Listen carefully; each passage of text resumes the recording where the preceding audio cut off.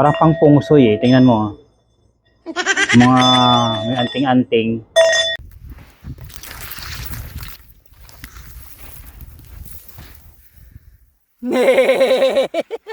Shout out sa ating mga viewers dyan. Kung sino pong nakakaalam sa itong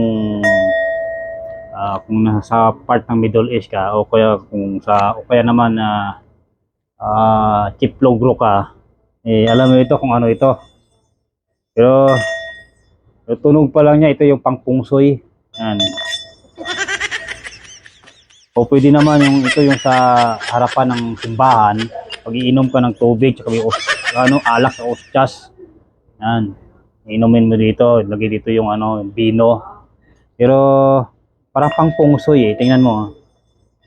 Sa mga may anting-anting. Ito yan may pangpungsoy.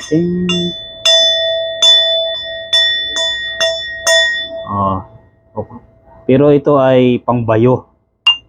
Sa mga bawang, luya, mga panglagay natin sa mga pagkain natin, ito yung binabayo.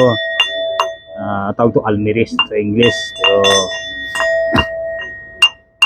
sa Bisaya to lusong small. Yan.